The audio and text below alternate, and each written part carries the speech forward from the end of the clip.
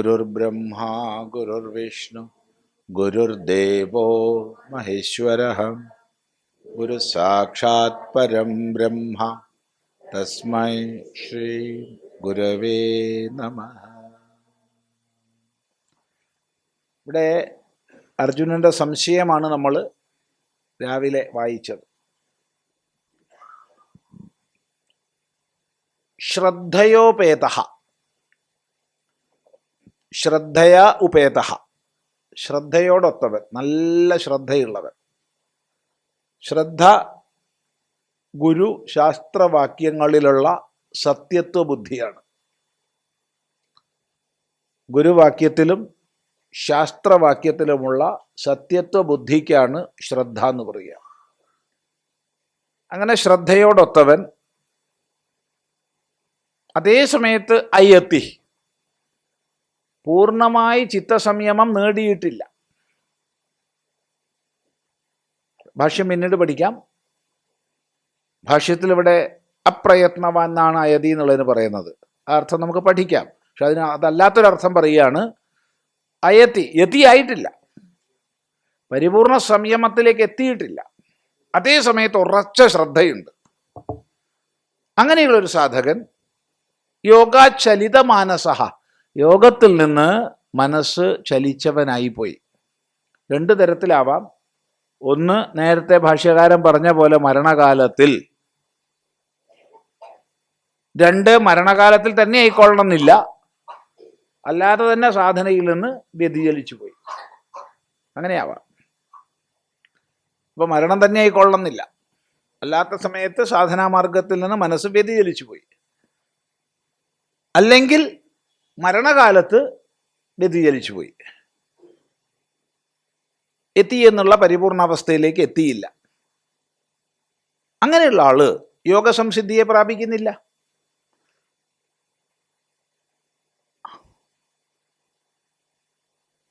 ഇപ്പുറത്താച്ചാൽ വിടുകയും ചെയ്തു. നിത്യ നൈമിത്തിക പ്രായശ്ചിത്താദി കർമ്മനിർവഹണങ്ങൾ ഒഴിവാക്കി പ്രവൃത്തി മാർഗക്രമത്തെ ഉപേക്ഷിച്ചു. നിവൃത്തിയിലൂടെ അതിൻ്റെ ലക്ഷ്യത്തെ പ്രാപിക്കുകയും ചെയ്തില്ല. സാധാരണ നമ്മൾ പറയാറുണ്ട്, ഇല്ലം വിട്ടു അമ്മാത്തോ തെറ്റിയിട്ടുമില്ല, രണ്ടിനും നടുക്കുള്ള അവസ്ഥ.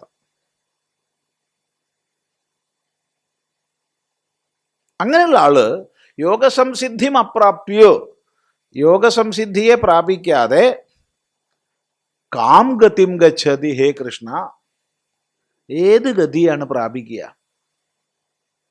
എന്താ അയാളുടെ ഗതി? തൻ്റെ സംശയം ഇതല്ല, സംശയം അവതരിപ്പിക്കാൻ വേണ്ടിയിട്ടാണ് ചോദിക്കണത്. സംശയം ഇതാണ്, കച്ചിത് ഇങ്ങനെയാവുമോ? എന്താവുമോ? ഉഭയവിഭ്രഷ്ട, ഇപ്പുറത്തും ഭ്രഷ്ടനായി ഇപ്പുറത്തും ഭ്രഷ്ടനായി. ഉഭയവിഭ്രഷ്ട, ഇവിടുന്ന് പിടുത്തം വിട്ടു. നേരത്തെ പറഞ്ഞു, നിത്യ നൈമിത്തിക പ്രായശ്ചിത്താദി കർമ്മങ്ങളൊക്കെ ഒഴിവാക്കി. ബ്രഹ്മചാരിയുടെ ഗൃഹസ്ഥന്റെ കർമ്മങ്ങൾ ഒഴിവാക്കി. അപ്പൊ അതിലൂടെയുള്ള ധാർമ്മികമായ മുന്നേറ്റമില്ല. ഇപ്പുറത്താണെങ്കിൽ യതിയാവാനും കഴിഞ്ഞില്ല.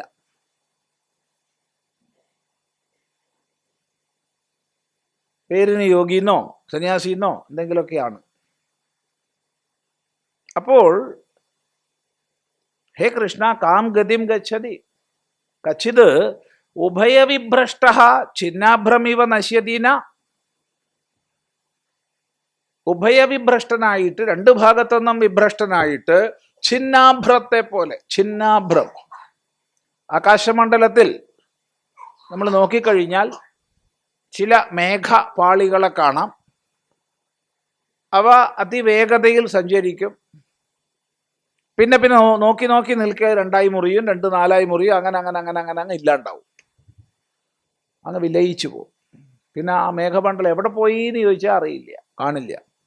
ഇത് നമ്മൾക്ക് പരിചയമുണ്ട്. അതുപോലെ ഛിന്നാഭ്രത്തെ പോലെ, ഛിന്ന ഭിന്നമായി പോകുന്ന മേഘപടലങ്ങളെ പോലെ നശ്യതി ന, നശിച്ചു പോയില്ലേ? ചോദ്യം. കാരണം ഇപ്പുറത്തില്ല, അപ്പുറത്തേക്ക് പോയി അപ്പുറത്തും ഇല്ല.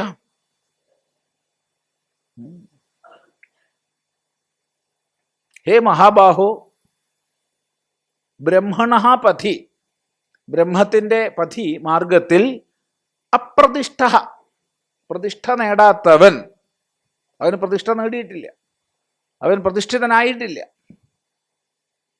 അങ്ങനെയുള്ള ആള്. പോരെങ്കിൽ വിമൂഢ, വിശേഷണ മൂഢനായി പോയി. രണ്ട് രീതിയിലാവാം. ഒന്ന്, ജീവിതദശയിൽ തന്നെ. രണ്ട്, മരണം വന്നടുത്തപ്പോൾ. അയ്യോ, എവിടെ എത്തിയില്ലല്ലോ, ഇതാ മരണം വന്നടുക്കുന്നു, ലക്ഷണങ്ങളൊക്കെ തുടങ്ങിക്കഴിഞ്ഞു, ഇനിയിപ്പോൾ ഒന്നും വയ്യേനും, അവിടുന്നും വിട്ടു ഇവിടുന്നും വിട്ടു, ഇനിയിപ്പോൾ എന്താവുക? അപ്പം മരണഭയം വന്നു, വ്യാകുലതകൾ വന്നു, അങ്ങനെ വിമൂഢനായി. അങ്ങനെയുള്ള ആള് എന്തായൊക്കെ ഉണ്ടാവുക?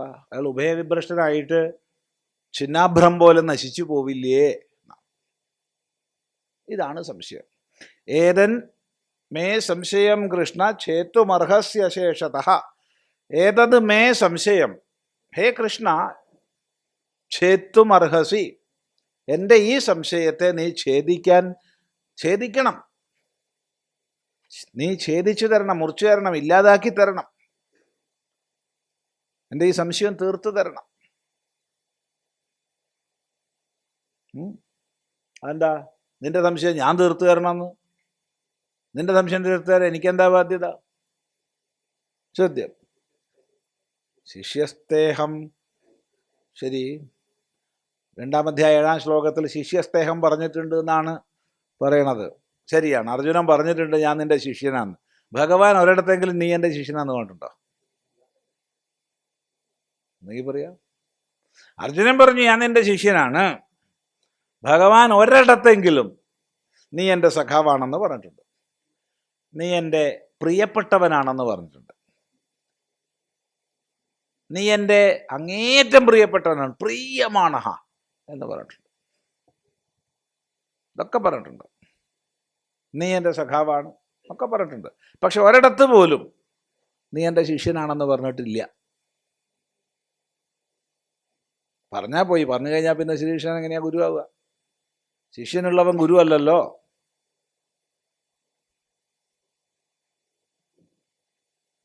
ഗുരു ഇല്ലാത്തവൻ ശിഷ്യനും അല്ലല്ലോ. ഗുരു ഇല്ലാത്തവൻ ശിഷ്യനല്ല. ശിഷ്യൻ എപ്പോഴും ഗുരു ഉണ്ട്. ശിഷ്യനുള്ളവൻ ഗുരു അല്ല, ഉറപ്പ്. ശിഷ്യനുള്ളവൻ ഗുരുവല്ല, ഉറപ്പിച്ച് പറയാം. അതിരിക്കട്ടെ, എന്താ അപ്പം അങ്ങനെയൊക്കെ പറയണമെന്ന് സംശയം ഉണ്ടെങ്കിൽ നമുക്ക് സംശയ നിവാരണത്തിലാവാം. അപ്പോൾ അവിടെ നിൽക്കട്ടെ. ഏതായാലും അതുകൊണ്ട് ഭഗവാൻ ശിഷ്യനാണെന്ന് അംഗീകരിച്ചിട്ടില്ല. പിന്നെന്താ കാരണം? അതാണ് പറയണത്, ത്വദന്യ അസ്യ സംശയസ്യ ഛേത്താനഹ്യുപപദ്യതേ. ഈ സംശയത്തിനെ ഇല്ലാതാക്കാൻ നിന്നെപ്പോലെ വേറൊരാള്, നിന്നിൽ നിന്ന് ഭിന്നനായി വേറൊരാള് എനിക്ക് കിട്ടില്ല. നിന്നെപ്പോലെ ഈ സംശയത്തെ ഇല്ലാതാക്കാൻ പറ്റിയ ഒരാളെ എനിക്ക് കിട്ടില്ല. അതുകൊണ്ട് നീ ഇതിനും പരിഹാരം ഉണ്ടാക്കി തരണം. എത്ര സ്വച്ഛമായ ഭാഷ നോക്കും.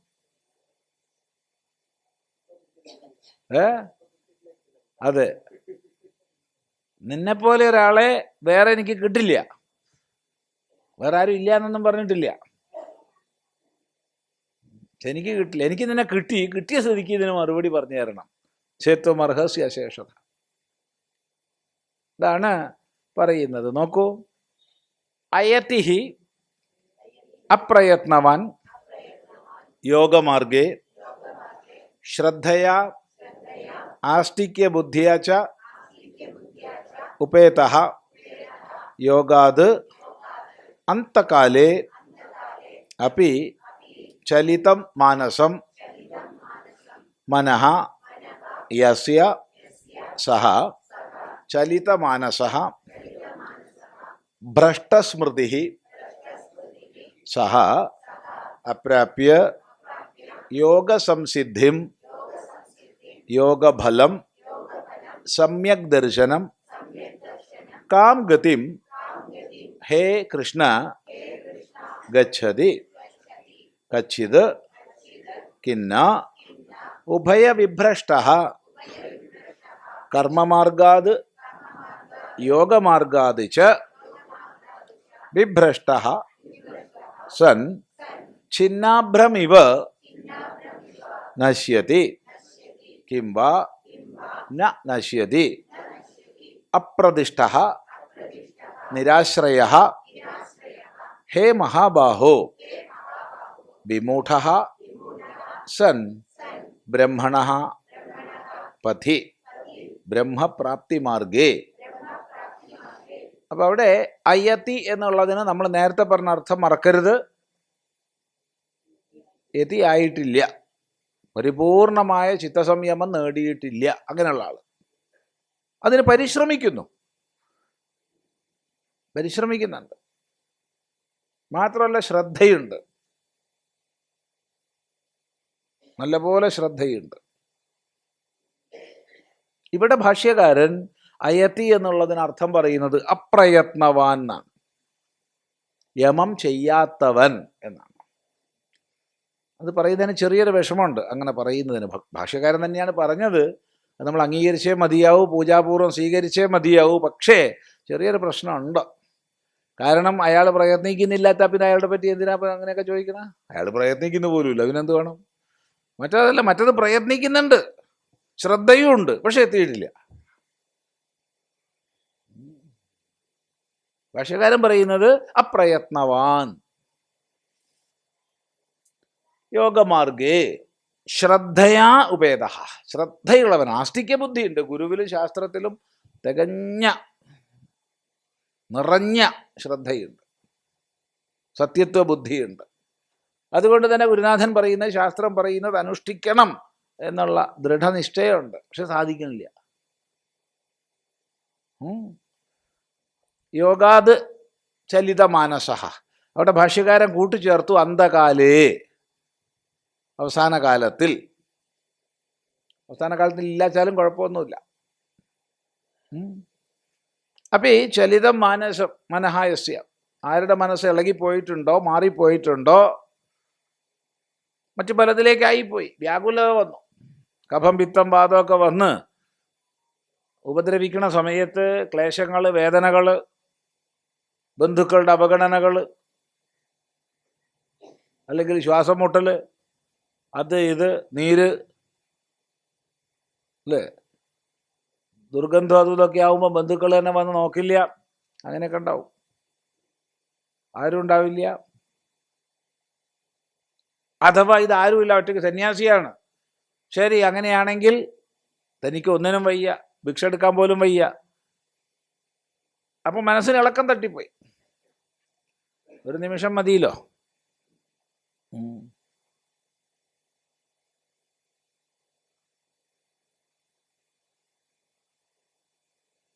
ഇതൊന്നും വേണ്ടിയില്ലായിരുന്നു, ഇല്ലേ? ഈ പണിക്കേ വേണ്ടിയില്ലായിരുന്നോ?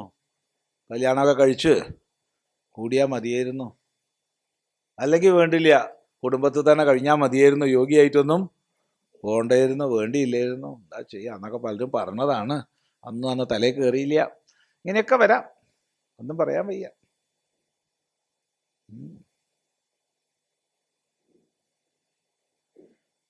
ശ്രദ്ധാലുക്കൾക്ക് സംശയമുണ്ടാക്കുന്ന പല ലേഖനങ്ങളും സുപ്രസിദ്ധന്മാർ വരെ എഴുതിയിട്ടുണ്ടെന്ന് സാന്ദർഭികമായി പറയട്ടെ.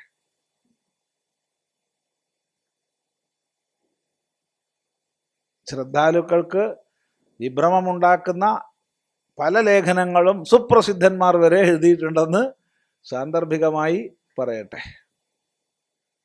ഇതൊന്നും വേണ്ടിയില്ലായിരുന്നു എന്നൊക്കെ. അത് കഴിഞ്ഞ് പിറ്റേന്ന് തിരിച്ചു എഴുതും കേട്ടോ, ഇനി അത് നോക്കണ്ട. ശരി,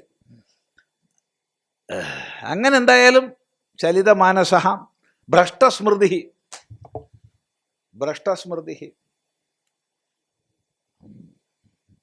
അത് പറ്റും, അത് പലർക്കും പറ്റും. 90% ആൾക്കാർക്കും അങ്ങനെയൊക്കെ പറ്റും. ഭ്രഷ്ടസ്മൃതിയായിപ്പോവും. ഞാനിപ്പോൾ ആരാ? സ്വാമിയല്ലേ, ഞാനെന്ത് സ്വാമി, ഞാൻ സ്വാമിയല്ലല്ലോ എന്നൊക്കെ ചോദിക്കും. അങ്ങനെയൊക്കെയുള്ള അവസ്ഥ ഉണ്ടാവും. അങ്ങനെ നമ്മൾ അങ്ങനത്തെ എത്ര ആൾക്കാരായിട്ട് ഇടപഴകിയിട്ടുണ്ട്, അതുകൊണ്ടാണ് പറയുന്നത്, വെറുതെ പറയല്ല. ഞാൻ സ്വാമി ആണോ? പിന്നെ സ്വാമിയാണ്. ആ, എന്നാ ശരി. ഒരു പിറ്റേന്ന് കാണുമ്പോൾ ചോദിക്കും, അല്ല ഞാനിപ്പോൾ ആരാ, എവിടെയാണുള്ളത്? സ്വാമി ഇവിടെ ആശ്രമത്തിലല്ലേ, ഇവിടെ ഞാൻ സ്വാമിയാണോ? അതെ. ഓ എന്നാ ശരി, ഇത്രയേ ഉള്ളൂ. അപ്പൊ ഭ്രഷ്ടസ്മൃതി, സ്മൃതി പോയി. അപ്രാപ്യ യോഗസംസിദ്ധിയെ നേടാതെ, സംസിദ്ധി നേടിക്കഴിഞ്ഞാൽ പ്രശ്നമല്ല, അവിടെ എത്തിയിട്ടുമില്ല. ആ അവസ്ഥയിൽ യോഗഫലം സമ്യക് ദർശനം അപ്രാപ്ത, സമ്യക് ദർശനം നേടിയിട്ടുമില്ല. അങ്ങനെയുള്ള ആൾ കാം ഗതിയും ഗച്ഛതി, ഏത് ഗതിയാണ് പ്രാപിക്കുക? ഹേ കൃഷ്ണ, സംബോധന. കൃഷ്ണ കച്ചിത് കിന്ന, അങ്ങനെ ആവുമോ? എങ്ങനെ? കച്ചി എന്നുള്ള ചോദ്യമാണ്, അവ്യയമ ശബ്ദമാണത്. കച്ചിത് അവ്യയമാണ്. കിം എന്നുള്ള അർത്ഥം എടുക്കാം. എന്താ ഓക്കെ, പ്രത്യേകിച്ച് ഒരു അർത്ഥമില്ല, സന്ദർഭം അനുസരിച്ച് അർത്ഥം പറയണം. ഉഭയവിഭ്രഷ്ട, രണ്ട് ഭാഗത്തുനിന്നും വിഭ്രഷ്ടനായി. അവിടുന്നും വിട്ടു, ഇനി വീട്ടിൽ പോകാൻ പറ്റുമോ? ഇല്ല. നല്ല പങ്കാളത്തൊക്കെ വിട്ടുപോയിട്ട് ഇപ്പം എവിടുന്നാ വന്നതെന്ന് ചോദിക്കും. ഇല്ല, ആരോഗ്യമുള്ള സമയത്ത് ഞങ്ങളെയൊക്കെ വിട്ടിട്ട് തിരിഞ്ഞു നോക്കാതെ ഇപ്പം വലിയ വന്നിരിക്കുക വീട്ടിലേക്ക്, അല്ലേ? ഭാര്യ ചിലപ്പോ ഭാര്യ ചാണകത്തിൽ ചൂള് മുക്കിയിട്ട്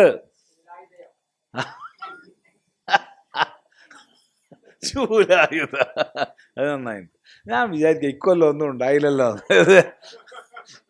ഇക്കൊല്ലം ഒന്നും ഉണ്ടായില്ലല്ലോ നല്ലതെന്ന് ഇങ്ങനെ വിചാരിച്ചിരിക്കുക. അതെ, ചൂലായുധയായിട്ട് വരുന്നാണ് പറയണത്. വെറും ചൂലായുധയല്ല, ചാണകത്തിൽ മുക്കിയിട്ട്.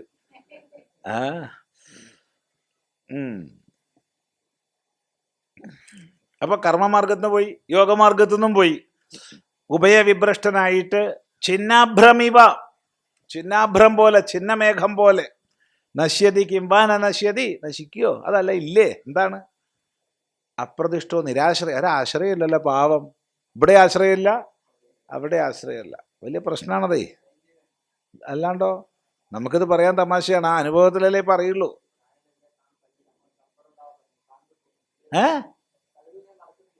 നടക്കണോണ്ട് ഇരുന്നിട്ടില്ല എന്ന് അർത്ഥമില്ല. ഇരുത്തം വന്നവരും നടക്കും, അല്ലാത്തതും ഉണ്ടാവും,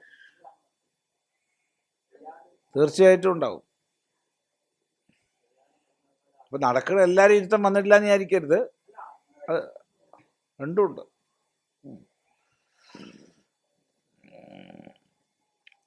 നിരാശ്രയ, ഹേ മഹാബാഹോ, അല്ലയോ മഹാബാഹോ, വീണ്ടും സംബോധനയാണ്. ബ്രഹ്മപ്രാപ്തി മാർഗേ വിമൂഢ, ബ്രഹ്മപ്രാപ്തി മാർഗത്തിൽ വിമൂഢനായിട്ടുള്ള അയാളുടെ ഗതി എന്താവും? സംശയം. ഏതത് മേ മമ സംശയം കൃഷ്ണ ഛേത്തും അപനേതും അർഹസി അശേഷതഃ ത്വദന്യഃ ത്വത്തഃ അന്യഃ ഋഷിഃ ദേവോ വാ ഛേത്ത നാശയിത സംശയസ്യ അസ്യ നഹി യസ്മാത്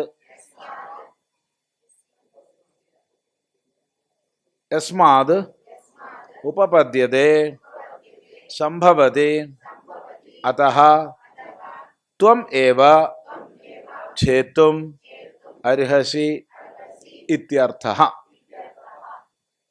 ഏതത്, ഇതിനെ, എന്തിനെ? മേ സംശയം, മമ സംശയം, എൻ്റെ സംശയം. ഹേ കൃഷ്ണ, അല്ലയോ കൃഷ്ണ, ഛേത്തും അപനേതും, അപനേതും എന്ന് പറഞ്ഞാൽ നീക്കുന്നതിന്, അപനേതും അപനയിക്കുക, നീക്കുക. അർഹസി, നിനക്ക് അർഹതയുണ്ട്, ബാധ്യതയുണ്ട്. അശേഷതഃ, പൂർണ്ണമായിട്ടും. എന്തുകൊണ്ട്? ത്വദന്യ ത്വത്തഃ അന്യ, നിന്നിൽ നിന്ന് ഭിന്നനായ ഒരാള്. ഋഷിഹി വാ ദേവോ വാ, ഋഷിയാവട്ടെ ദേവതയാകട്ടെ, ഈ സംശയത്തിന്റെ ഛേത്താവ് ഇല്ല, എനിക്ക് കിട്ടില്ല. നഹി ഉപപദ്യതേ അസ്മാത്, യാതൊരു കാരണം കൊണ്ട് ലഭിക്കില്ലയോ അതുകൊണ്ട്. ന സംഭവതി, ഇല്ലയോ അതുകൊണ്ട്. ത്വമേവ ഛേത്തും അർഹസി ഇതി അർത്ഥ, നീ തന്നെ ഈ സംശയം നീക്കണം എന്നർത്ഥം. വളരെ ലളിതമാണ്. അപ്പോൾ ഭഗവാൻ അതിനെ അംഗീകരിച്ചു, അർജുനന്റെ ചോദ്യം അംഗീകരിച്ചു. ശ്രീ ഭഗവാനുവാച പാർത്ഥ നൈവേഹ നാമുത്ര വിനാശസ്തസ്യ വിദ്യത്തെ നഹി കല്യാണകൃത് കശ്ചിത് ദുർഗതിം താത ഗച്ഛതി. പാർത്ഥ നൈവേഹ നാമുത്ര വിനാശസ്തസ്യ വിദ്യത്തെ നഹി കല്യാണകൃത് കശ്ചിത് ദുർഗതിം താത ഗച്ഛതി. ഹേ പാർത്ഥ, അല്ലയോ പൃഥയുടെ മകനെ,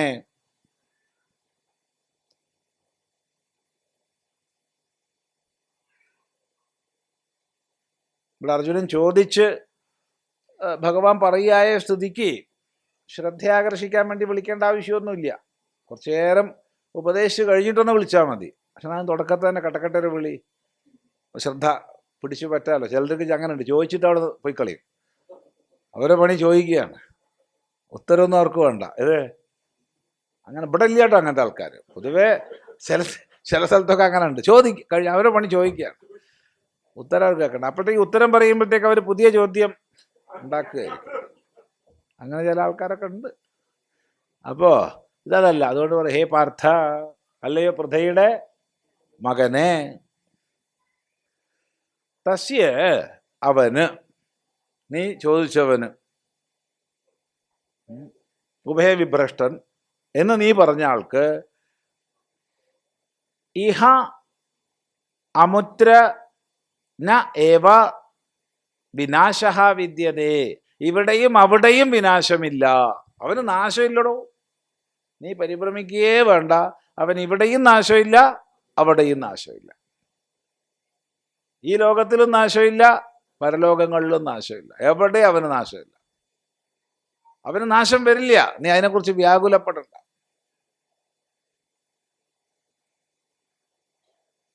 ഇത് വലിയൊരു ആശ്വാസവചനമാണ്,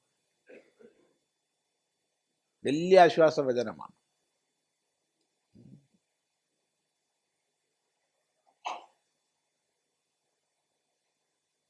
ചില സന്ദർഭങ്ങളിൽ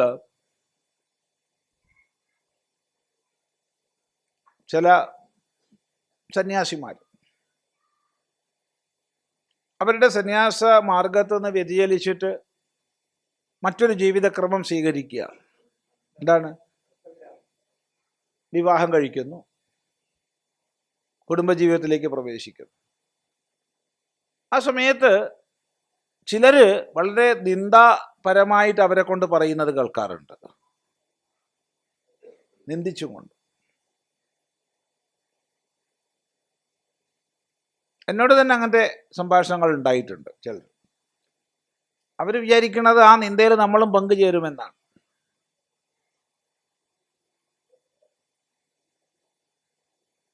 നമ്മൾ പറയാറുണ്ട്, മിണ്ടിപ്പോരുത്. ഒന്നുമില്ലെങ്കിൽ അയാൾക്കൊന്ന് എത്തി നോക്കാനുള്ള ധൈര്യമെങ്കിലും ഉണ്ടായോ? നിനക്കതുണ്ടായോ? ഒന്ന് എത്തി നോക്കാനുള്ള, അത്യുന്നതമായൊരു പർവ്വതം കയറാനുള്ള പുറപ്പാട് അയാൾ ചെയ്തില്ലേ? കുറച്ച് കയറിയപ്പോൾ അയാൾക്ക് മനസ്സിലായി എനിക്കിത് കയറാൻ പറ്റില്ല. അയാൾ തിരിച്ചു പോന്നു. അതുകൊണ്ട് പർവ്വതത്തിന് ദോഷമുണ്ടോ? സന്യാസത്തിന് എന്തെങ്കിലും ചീത്തപ്പേരുണ്ടോ? ഇല്ല. സന്യാസത്തിന് യാതൊരു ചീത്തപ്പേരും ഇല്ല. എവറസ്റ്റ് കയറാൻ പോയിട്ട് കാൽഭാഗമായപ്പോൾ മടങ്ങി ഒരാൾ എന്നുള്ളത് കൊണ്ട്, അരഭാഗമായപ്പോൾ വീണ് മരിച്ചു എന്നുള്ളത് കൊണ്ട് എവറസ്റ്റിനൊരു ചീത്തപ്പേരുമില്ല. ഇയാൾ കാൽഭാഗമായപ്പോൾ മടങ്ങിയതാണ്. ഇനിയും മറ്റൊരാൾ പകുതി എത്തി വീണ് പോയിട്ടുണ്ട് വിചാരിച്ചോളൂ. മടങ്ങിയൊന്നുമില്ല, വീണുപോയി, പിടിയിലായി, പോലീസ് പിടിയിലായി, മറ്റു തട്ടിപ്പുകളൊക്കെ ചെയ്തു. ആയിക്കോട്ടെ, എന്നാലും പകുതി എത്തിയില്ലേ? നീ അവിടെ എത്തിയില്ലല്ലോ, പിന്നെ അയാളെ പറ്റി കുറ്റം പറയാൻ നിനക്ക് അധികാരമുണ്ടോ? ചിന്തിക്കുക. അതുകൊണ്ട് അയാൾക്ക് അവിടെയും ഇവിടെയും വിനാശമില്ല. ചെയ്തത്ര എവിടെയും പോവില്ല. ഇവിടുന്ന് ഒരാൾ നടന്ന് കേദാർനാഥിലേക്ക് പുറപ്പെട്ടു. കൊളത്തൂരിൽ നിന്ന് ഒരു 3 ദിവസം നടന്നപ്പോൾ പനി, തലവേദന, കാലുവേദന, വയറുവേദന, സർവത്ര വേദന. അപ്പം 3 ദിവസം കൊണ്ട് അയാൾ ഏകദേശം പയ്യന്നൂർ എത്തിയെന്ന് വിചാരിച്ചോളൂ. പയ്യന്നൂർ അല്ലെങ്കിൽ തൃക്കരിപ്പൂർ ആ ഒരു ഭാഗത്ത് എത്തിയിട്ടുണ്ട് 3 ദിവസം കൊണ്ട്. അവിടെ കിടന്ന് വിശ്രമിച്ച് ഇനി രണ്ടാമതും പുറപ്പെടണമെങ്കിൽ ഇവിടെ നിന്ന് തന്നെ വരണോ? വേണ്ടല്ലോ, അവിടെ നിന്ന് പോയാൽ പോരെ. അപ്പം ഇവിടുന്ന് അതുവരെ നടന്ന അത്രയും ദൂരം കഴിഞ്ഞില്ലേ, ഇനി അതിൻ്റെ അവിടെ നിന്ന് നോക്കിയാൽ പോരെ. ഇത് ശ്രദ്ധിക്കുക. അതുകൊണ്ട് ഒരു ജീവന്റെയും ഗതി നമുക്കറിയില്ല. ഒരു ജീവന്റെയും ഗതി നമുക്കറിയില്ല. ഒന്നിനെയും നിന്ദിക്കരുത്, ഒരാളെയും നിന്ദിക്കരുത്. അത് ശ്രദ്ധിക്കണം. ഹേ പാർത്ഥ, അവൻ ഇവിടെയും നാശമില്ല, അവിടെയും നാശമില്ല. പിന്നെ ഒരു പൊതുവായിട്ടൊരു സാക്ഷ്യപത്രം ഭഗവാൻ നൽകുകയാണ്. നഹി കല്യാണകൃത് കശ്ചിത് ദുർഗതിം താത ഗച്ഛതി. ഹേ താത. താത എന്നുള്ളതിന് പ്രത്യേകിച്ച് അർത്ഥം പറയേണ്ട ആവശ്യമില്ല. അച്ഛൻ മോനെയും താത എന്ന് വിളിക്കും, മോൻ അച്ഛനെയും താത എന്ന് വിളിക്കും. അങ്ങനത്തെ ഒരൊറ്റ ശബ്ദേ സംസ്കൃതത്തിലുള്ളൂ, താത. കൊച്ചു കുട്ടികളെ മുതിർന്നവർ വിളിക്കും. എന്താ? അപ്പനേന്ന്. ആയിക്കോട്ടെ, അപ്പൻ. മോനെ അച്ഛൻ വിളിക്കും അപ്പനേന്ന്, അച്ഛൻ മോനും വിളിക്കും അപ്പനേന്ന്, മറ്റു കൂട്ടുകാരെയൊക്കെ വിളിക്കും. അങ്ങനെയുണ്ട്, ശരിയാണ്.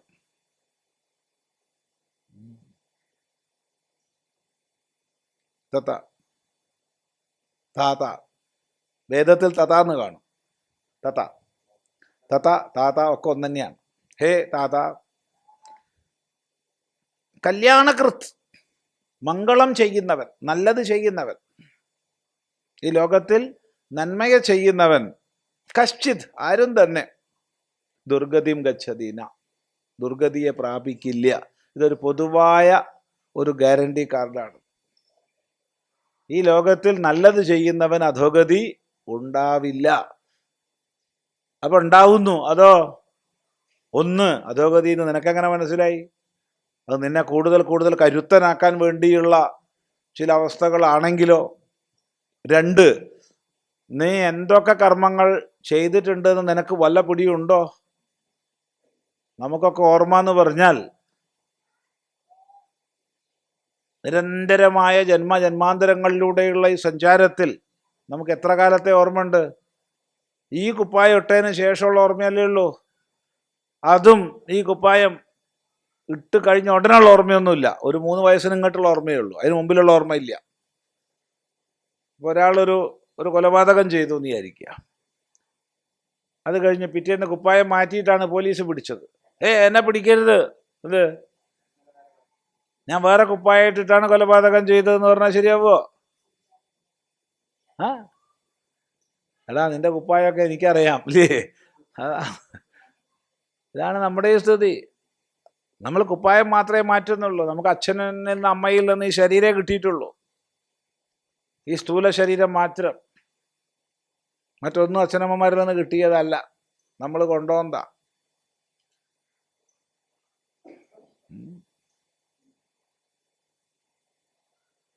അച്ഛനമ്മമാരുടെ സ്വാധീനം ഉണ്ടാവും, ഇല്ല എന്ന് പറയണില്ല.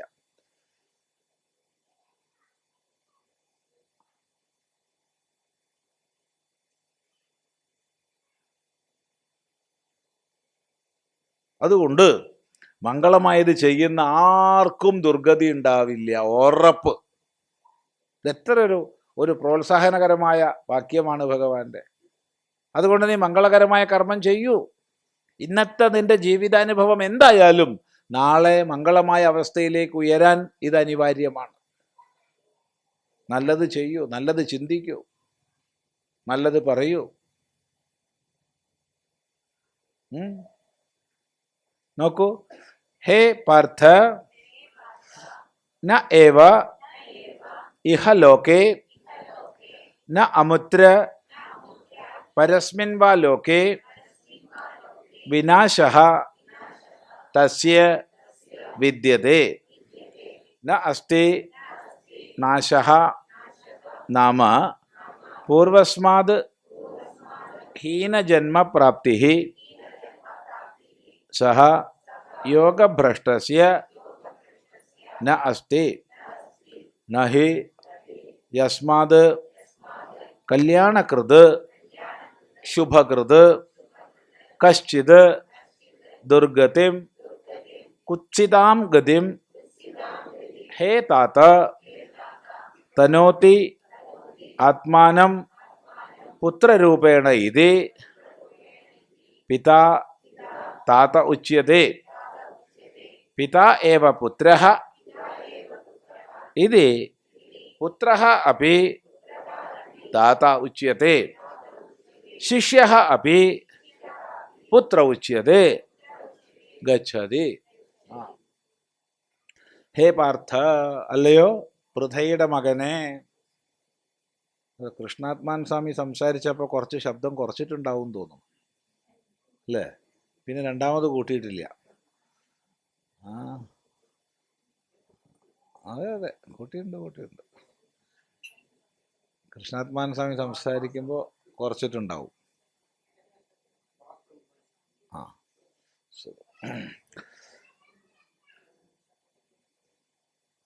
ഹേ പാർത്ഥ, ഇഹ ലോകേ നാമുത്ര പരസ്മിൻ വാ ലോകേ, ഈ ലോകത്തിലാകട്ടെ പരസ്മിൻ വാ ലോകേ, ആ ലോകത്തിലാവട്ടെ. ആ ലോകത്തെക്കുറിച്ച് നമുക്ക് അറിയില്ല, എന്നാലും പറയുക. രണ്ടും പറയാറുണ്ടല്ലോ, ഇവിടെ അവിടെ എന്നൊക്കെ പറയാറുണ്ട് ഇല്ലേ? ഒരു പറച്ചിലാണത്. ബാക്കി അവിടുത്തെ കഥയൊന്നും നമുക്കറിയില്ല. അതൊരു ശാസ്ത്രത്തിൽ പറയുന്ന വാക്യം, അത്രയേ ഉള്ളൂ.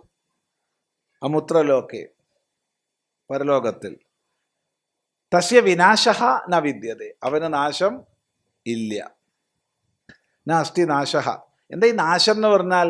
പൂർവസ്മാത് ഹീനജന്മപ്രാപ്തി, അതാണ് നാശം. ഇവിടെ കഴിഞ്ഞതിനേക്കാൾ താഴെ ജന്മം വരിക, കഴിഞ്ഞതിനേക്കാൾ താഴോട്ട് പോണതാണ് ഇവിടെ നാശം. ഈ മുകളിലോട്ടും താഴോട്ടും പോകുന്ന എന്തിനനുസരിച്ചാ? കയ്യിലിരിപ്പ് അനുസരിച്ചാണ്. നമ്മൾ ഓരോരുത്തരുടെ കയ്യിലിരിപ്പ് എന്താണോ അതിനനുസരിച്ചാണ്. അതെ, യോനി മന്യേ പ്രപദ്യന്തെ ശരീരത്വായ ദേഹിനഃ സ്ഥാണുമന്യേനു സംയന്തി യഥാ കർമ്മ യഥാശ്രുതം. വ്യക്തമായിട്ട് ഉപനിഷത്ത് പറഞ്ഞു തരും. എങ്ങനെയൊക്കെയാണോ നമ്മൾ കർമ്മങ്ങളെ ചെയ്ത് സംസ്കാരം ആർജിക്കുന്നത്, എങ്ങനെയൊക്കെയാണോ ശാസ്ത്രാദി ശ്രവണം ചെയ്ത് സംസ്കാരം ആർജിക്കുന്നത്, അതിനനുസരിച്ച് ജന്മസ്ഥാനങ്ങളെ പ്രാപിക്കുന്നു, അല്ലെങ്കിൽ വൃക്ഷം തുടങ്ങിയ സ്ഥാവരങ്ങളായി തീരുന്നു. അതുകൊണ്ട് മനുഷ്യനായിക്കൊള്ളണമെന്ന് യാതൊരു നിർബന്ധവും ഇല്ല. ഏത് വൃത്തിയിലാണോ ഈ ലോകത്തിൽ ജീവിക്കുന്നത് അതിനനുസരിച്ച് ജന്മം നേടും. അതുകൊണ്ട് ഇവിടെ ഇപ്പോൾ ഉള്ളതിനേക്കാൾ ഹീനമായ ജന്മം എന്ന് പറഞ്ഞാൽ അതാണ് നാശം. അതൊരിക്കലും ഉണ്ടാവില്ല. ആർക്ക്? യോഗഭ്രഷ്ടന്. യോഗത്തിൽ നിന്ന് ഭ്രംശിക്കപ്പെട്ടു എന്നുള്ളത് കൊണ്ട് ഒരിക്കലും അവൻ താഴേക്ക് പോവില്ല. അതാണ് പറഞ്ഞത്, കുളത്തൂരിൽ നിന്ന് യാത്ര തുടങ്ങി പയ്യന്നൂർ എത്തി കഴിഞ്ഞ് പിന്നെ അങ്ങോട്ട് പോകണമെങ്കിൽ അവിടുന്ന് പോയാൽ മതി, ഇങ്ങോട്ട് തന്നെ വീണ്ടും വരണ്ട. ചിന്തിക്കുക. നഹി അസ്മാത് കല്യാണകൃത് ശുഭകൃത് കശ്ചിത് ദുർഗതിം കുത്സിതം ഗതിം ഗച്ഛതി. മംഗളമായത് ചെയ്യുന്നവൻ ഒരിക്കലും കുത്സിതഗതി ഉണ്ടാവില്ല. അതുറപ്പ് മനസ്സിലാക്കുക. ഹേ താത്ത, ഇവിടെ താത്ത എന്നുള്ള ശബ്ദത്തെ ഭഗവാൻ ഭാഷ്യകാരൻ വിസ്തരിച്ച് പറഞ്ഞു തരികയാണ്. തനോതി ആത്മാനം പുത്രരൂപേണ, തനു വിസ്താരേന ധാതു. അപ്പൊ വിസ്തരിക്കുന്നു, തന്നെ പുത്രരൂപത്തിൽ വിസ്തരിക്കുന്നവനാരോ അവനാണ് താതൻ. ആരാ? അച്ഛൻ. തന്നെ പുത്രരൂപത്തിൽ വിസ്തരിക്കുന്നവനാരോ അവൻ താതൻ, അച്ഛൻ. അച്ഛനാണ് താതൻ. പിതായവ പുത്ര ഇതി പുത്രഃ പിതാത. അച്ഛൻ തന്നെയാണ് മകൻ എന്നുള്ളത് കൊണ്ട്, അച്ഛൻ തന്നെയാണോ മകൻ? ഇപ്പൊ കുറച്ചു നേരത്തെ സ്വാമി തന്നെയല്ലേ പറഞ്ഞത് അച്ഛനും അമ്മയും നമുക്ക് കുപ്പായം മാത്രമേ തരുന്നുള്ളൂ എന്ന്. ഇപ്പൊ മാറ്റി പറഞ്ഞല്ലോ. മാറ്റിയൊന്നും പറഞ്ഞിട്ടില്ല, അതന്നെയാ സത്യം. എന്നാലും ഇതിങ്ങനെ ഒരു വർത്താനം ഉണ്ട്. അത് എപ്പോഴാന്ന് ചോദിച്ചാ ഏകദേശമൊക്കെ ആയി തുടങ്ങി. മനസ്സിലായില്ല? ഏകദേശമൊക്കെ ആയി തുടങ്ങി. അതേ സമയത്ത് എത്തേണ്ട അടുത്തൊന്നും എത്തിയിട്ടുമില്ല, ഒരു തൃപ്തിയും വന്നിട്ടുമില്ല. കണ്ടു മതിയായിട്ടില്ല, കേട്ട് മതിയായിട്ടില്ല, മണത്ത് മതിയായിട്ടില്ല, സ്പർശിച്ച് മതിയായിട്ടില്ല. അപ്പോൾ മകൻ അച്ഛനെ അടുത്ത് വിളിച്ചിട്ട് വലിയ വർത്താനം പറയും. ആത്മാവൈ പുത്ര നാമോസി, താൻ തന്നെയാണ് മകൻ, മോനെ നീ ഞാൻ തന്നെയാണ്ടോ, നിന്റെ ജീവിതത്തിലൂടെ ഞാൻ ചെയ്തതൊക്കെ നീ തുടർന്നോളൂ, ഞാൻ നല്ലതൊക്കെ ചെയ്തിട്ടുണ്ട്, അതൊക്കെ നീ ചെയ്തോളൂ, സന്ദർഭവശാൽ എനിക്ക് ചില തെറ്റൊക്കെ വന്നു പോയിട്ടുണ്ട്, അതൊന്നും നീ ചെയ്യണ്ട എന്നൊക്കെ പറഞ്ഞ് അനുഗ്രഹിക്കും. ഇത് കഴിഞ്ഞാൽ വീട് വിട്ടോളണം, വാനപ്രസ്ഥ വ്രതം സ്വീകരിച്ചോളണം. അങ്ങനെയാണ് അവൻ ഇറങ്ങി പോകേണ്ടത്. ഇതൊക്കെ ചെയ്തിട്ട് പിന്നെ ആരോഗ്യമുണ്ട് പോകണ്ടെന്ന് വിചാരിച്ചാൽ വിഷമമാണ്. പിന്നെ അച്ഛനും മോനും തമ്മിൽ അടിയാവും. അപ്പോൾ ആത്മാവൈ പുത്രതാമോസി, ഞാൻ തന്നെയാണ്ടോ നീ. അപ്പം അച്ഛൻ തൻ്റെ പിന്തുടർച്ച അവിടെ സങ്കല്പിക്കുകയാണ് മകനിലൂടെ. അപ്പം മകനാരാ? അച്ഛൻ. അപ്പം മകനെയും താതാന്ന് വിളിക്കാം. ശിഷ്യഹാബി പുത്ര ഉച്യതേ, ശിഷ്യനും പുത്രൻ തന്നെയാണ്. ഔരസപുത്രൻ എന്തെല്ലാം ബാധ്യതകളും അധികാരങ്ങളും ഉണ്ടോ അതൊക്കെ ശിഷ്യനുണ്ട്. അതുകൊണ്ട് പുത്രനും ശിഷ്യനും അച്ഛനും ഒക്കെ താത എന്ന് വിളിക്കപ്പെടാം.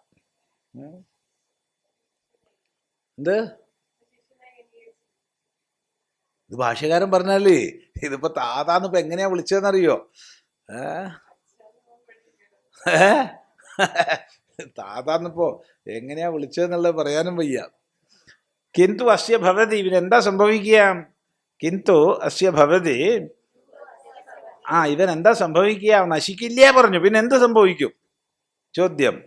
പ്രാപ്യ പുണ്യകൃതാം ലോകാൻ ഉഷിത്വാ ശാശ്വതി സമാഹ ശുചീനാം ശ്രീമതാം ഗേഹേ യോഗഭ്രഷ്ടോഭിജായതേ.